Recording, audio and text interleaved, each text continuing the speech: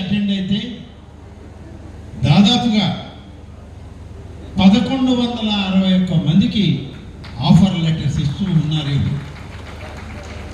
ఇంకా ఒక 52 మంది షార్ట్ లిస్ట్ చేసి వాళ్ళకి ఇప్పుడు ఇంకా ఇంటర్వ్యూ జరుగుతుంది. ఆ షార్ట్ లిస్ట్ చేసిన వాళ్ళకి సెకండ్ ఇంటర్వ్యూ వాళ్ళని హైదరాబాద్కో, బెంగళూరుకో, చెన్నైకో పిలిచి సెకండ్ ఇంటర్వ్యూ కూడా మేము వాళ్ళని పిలుస్తామని చెప్పి హామీ ఇవ్వడం జరిగింది. అంటే ఇంచుమించుగా 1200 మందికి ఇవాళ ఒక పొజిషన్ వచ్చేటువంటి అవకాశం వచ్చింది. ఇది మన ప్రాంతంలో వెనుకబాటుతనంలో ఉన్నాము.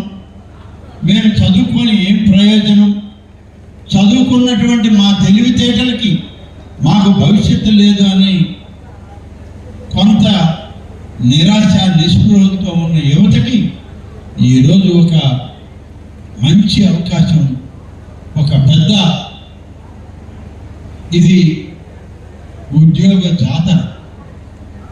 మనం ఎట్లయితే పోలేరమ్మ జాతరను లేకుంటే నరసింహస్వామి జాతరను జరుపుకుంటాం, ఇది ఒక ఉద్యోగ జాతర.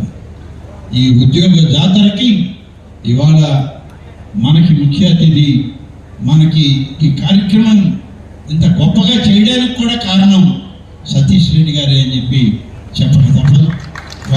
వారిని మనం అందరం కలిసి అభినందిస్తూ ఇప్పుడు వారు మళ్ళీ ఢిల్లీకి పోవాల్సిన కార్యక్రమం ఉంది ఆయనకి. వెంటనే ముందుగా ఐటీ కంపెనీస్ వాళ్ళు ఇప్పుడే సమాచారం ఇచ్చారు, ఇంకా 200-250 మందికి ఇంటర్వ్యూస్ చేస్తూ ఉన్నారు.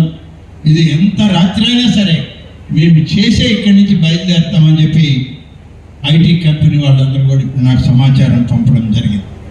కాబట్టి సతీష్ రెడ్డి గారు అంత సమయం ఉండలేరు కాబట్టి 10 మంది ఆఫర్ లెటర్స్ వచ్చిన వాళ్ళకి పిలుస్తాం.